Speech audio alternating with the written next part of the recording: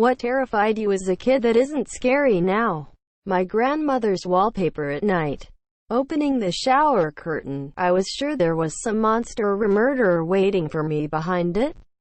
Bees and wasps. To be honest, I still prefer they don't buzz around me, but when I was little I remained a safe 5 meters away from them. Asking my grandpa a question. Man, was he intimidating to talk to as a kid. Now I love talking to him when I can. There was a huge abandoned windmill in our neighborhood that once pumped water from the river. At random, the windmill blades would start to turn at night, never in the day. As kids that used to hang out nearby, it felt like the windmill was haunted as it came to life at dark hours. A straight row of fully grown trees. Grew up in the desert. Trees were around but not packed densely and were mostly Palo Verde trees or palm trees. But there was a row of trees that looked like what I consider most would imagine typical trees look like, and that one row of trees was also in close proximity to a large prison. My brother told me that's where Mr. Bugatti lived and where the escaped murderers would hide when they'd break out of prison. Oh yeah? Did I mention we had a guy break out of prison and murder the town librarian when I was a kid? So, yeah, tree lines. Edited to add. In my haste last night I did not go and fact-check my childhood memories. I had conflated escaped inmates and the librarian murder into the same story. It's not. What I was confused about was the memory of my dad picking me up on my walk home from school. Normally I would walk past the library, because he knew that the search for the murderer of the librarian was ongoing. And there were a few times we locked down the school and the rumor mill was that there was a prisoner escape. I have no idea on how I could verify that or not.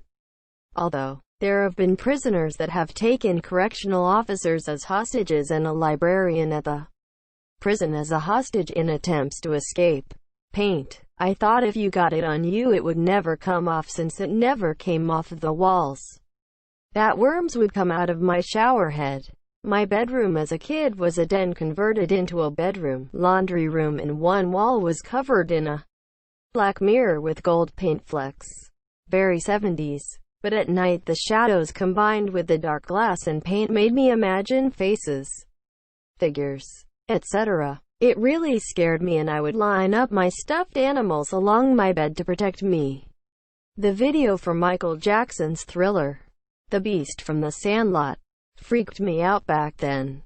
But now that I can see how low budget the dog looks, still an amazing movie by the way, I find it a bit less scary.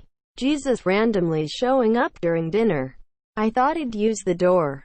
Clearly I was raised to fear the wrath of God. Edited. Thank you for my first awards. Thunderstorms. I used to hide under the covers and could only run from the room between flashes.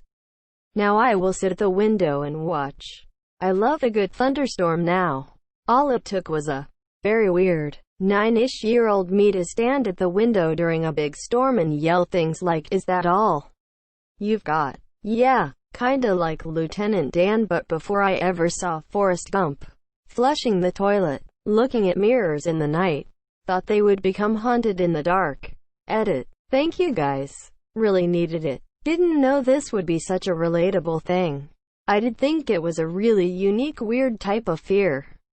Edit 2, till that my fear was based on an optical illusion, as presented in some of the replies that pointed to this video. https youtube.be/swarteams44, which explains it. The little doll guys from the movie 9 scared me when I was like 6.